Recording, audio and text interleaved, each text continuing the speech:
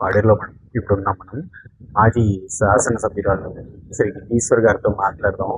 పండగ అధ్యక్షురాలు కూడా ఈ సంవత్సరం ఆవిడే నిర్వహిస్తున్నారు కాబట్టి పండగ కార్యక్రమాలు ఏ కార్యక్రమాలు చేస్తున్నారు మేడం గారిని అది తెలుసుకునే ప్రయత్నం నిర్వహిస్తున్నారు. ఏ కార్యక్రమాలు చేస్తున్నారు ఒకసారి మా సుమందితో వివరించండి.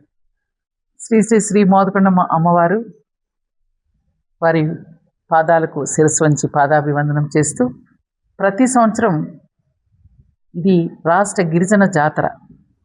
గతంలో ఉమ్మడి రాష్ట్రంలో ఏదైతే మేడారం జాతర ఉందో అది ఒక గిరిజన జాతర. రాష్ట్రం విడిపోయిన తర్వాత గౌరవనీయులైనటువంటి ముఖ్యమంత్రి వర్యులు చంద్రబాబు నాయుడు గారు ఇది అత్యంత వైభవంగా జరిగేటటువంటి లక్షలాది మంది వచ్చేటటువంటి జాతర కనుక ఈ పండగను రాష్ట్ర గిరిజన జాతరగా 2015లో వారు అనౌన్స్మెంట్ చేయడం, దానికి తగ్గ నిధుల్ని కూడా కేటాయించడం జరుగుతూ ఉంది.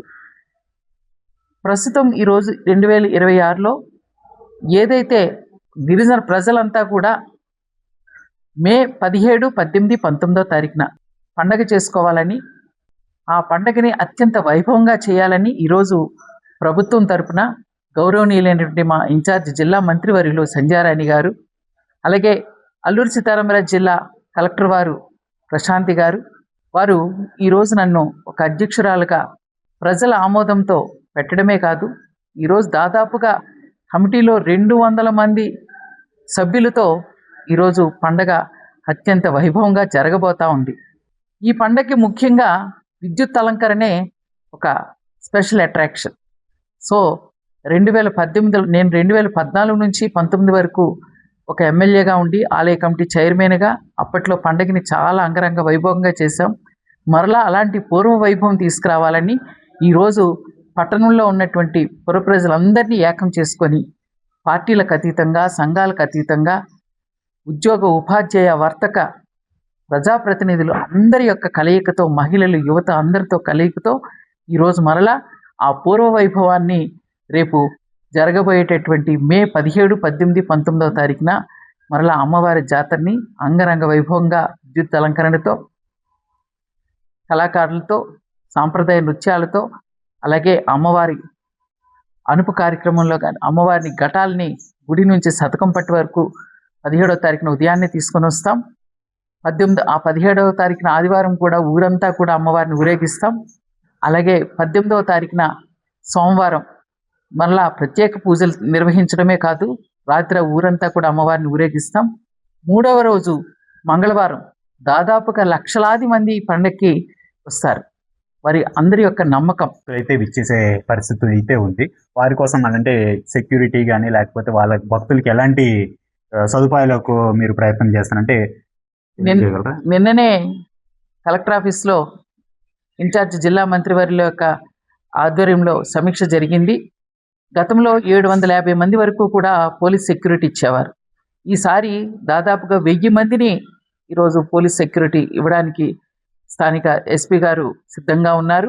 అంతేకాదు గతంలో ఆర్టీసీ బస్సులు ఏదైతే ట్రాన్స్పోర్టింగ్ ఉండేదో అది 80 వరకు అలాగ ఉండేది. ఈసారి 100 బస్సుల దాకా పెట్టాలని, ఎందుకంటే శ్రీశక్తి పథకం ఏదైతే రాష్ట్రం అంతా ఉందో ముఖ్యంగా మహిళలంతా కూడా ఫ్రీ బస్ కనుక అమ్మవారిని దర్శించుకోవడానికి ఎక్కువ మంది వస్తారు.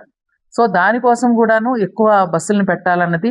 సరే, ఇంతమంది వచ్చినప్పుడు వాళ్ళకి సరైనటువంటి పారిశుద్ధ్యం ఉండాలి, అంటే వాటర్ ఫెసిలిటీ ఉండాలి, అలాగే పారిశుద్ధ్యం ఉండాలి.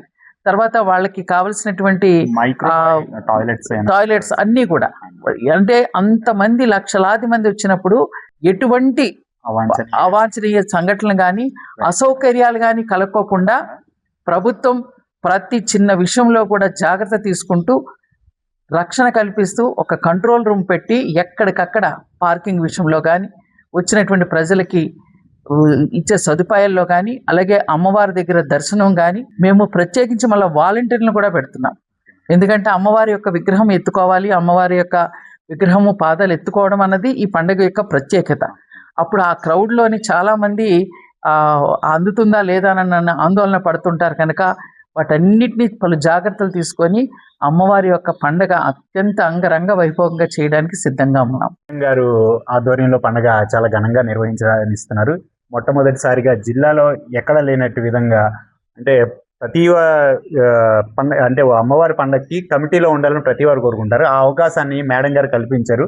కాబట్టి ఈ చుట్టుపక్కల గ్రామ ప్రజలు కానీ లేకపోతే ఈ జిల్లా ప్రజలు మాత్రం మేడం గారి అధ్యక్షతను బాగా జరుగుతుందని హర్షం వ్యక్తం